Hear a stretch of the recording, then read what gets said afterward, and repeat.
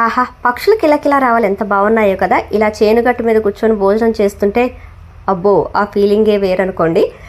తెలిసిన వాళ్ళు చేను దగ్గర పచ్చి మొక్కజొన్న కంకులు ఇరుస్తున్నారంటే ఈ వీడియో తీసుకోవడానికి అక్కడికి వెళ్ళానమాట. ఇది వచ్చేసి ఏసంగిలో వేసిన మొక్కజొన్న చేను, అంటే సమ్మర్లో వేసారనమాట.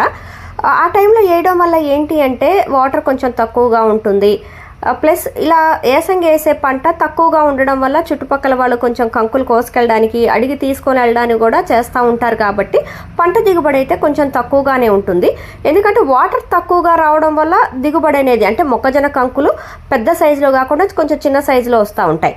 ఇలా అందరూ కలిసి పనులు చేసుకుంటా ఒకరికొకరు కబుర్లు చెప్పుకుంటా చేస్తుంటే భలే ఉంటుంది కదా. చిన్న కంకి పెట్టుబడి కూడా వెళ్ళట్లే, బేరగాలు కూడా ఎవరు రావట్లే. ఇదంతా చిన్న కంకి, కేజీ 7 రూపాయలకు అడుగుతాను. చెట్లు పెట్టుబడి కూడా వెళ్ళట్లేదు. నేను ఇప్పటికి 3 నెలలు బట్టి ఎండాకాలం ఎత్తి ఇప్పటిదాకా కాపులు ఉన్నాం. రేట్లు అయితే లేవు. పెట్టుబడి గిట్టిందా? పెట్టుబడి అయితే ఇక గిట్టలేదు. అలవాటు కాబట్టి ఇక లాభమైనా నష్టమైనా ఇదే. ఇక మేము చేసేదే ఈ పని. ఇక మాకు ఇక ఏం ఆధారం అయితే లేదు. విన్నారు కదా ఈ రైతు ఎంత ఆవేదనతో చెప్తున్నారో. అలవాటు పడిన వ్యవసాయం కాబట్టి ఈ వ్యవసాయాన్ని వదలలేక ఇంకొక పని చేసుకోలేక దీని మీదే ఆధారపడుతున్నాము. లాభమైన నష్టమైన కష్టమైన సుఖమైన వ్యవసాయంలోనే అని చెప్పేసి అంటున్నారు. అయితే మనం ఎప్పుడైనా మార్కెట్కి వెళ్ళినప్పుడు డైరెక్ట్గా రైతులు కూడా మనకు మార్కెట్లో చాలాసార్లు కనిపిస్తారు, కూరగాయల దగ్గర, ఇలాంటి మొక్కజొన్న కంకుల దగ్గర.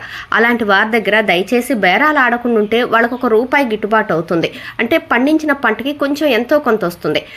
రైతు ప్రధానంగా ఎదుర్కొంటున్న సమస్య ఏంటి అంటే ఈ చీడపీడలు ఒకటి, ఇంకొకటి కంకి చిన్నగా ఉంటుంది. కంకి చిన్నగా ఉన్నప్పుడు ఏంటి అంటే అది వాటిని దళారులు కొనరనమాట, దాన్ని అట్లా వదిలేస్తారు. ఓన్లీ పెద్ద సైజు ఉన్న కంకిలు మాత్రమే కొంటారు.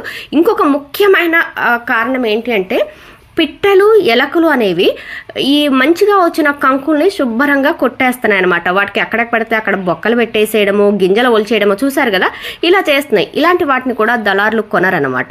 ఇది రైతుకి బాగా నష్టం కలిగిస్తుంది. ఉన్న పరిస్థితుల్లో వ్యవసాయం చేసే వారి సంఖ్య బాగా తగ్గిపోతుంది. ఇప్పుడు ఫ్యూచర్ జనరేషన్లో ఇంకా తగ్గిపోవచ్చు కూడాను.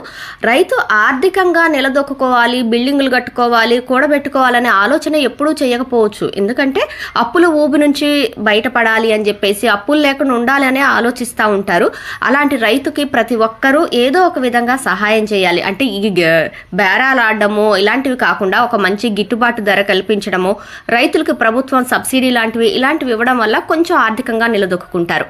Please like, share, subscribe.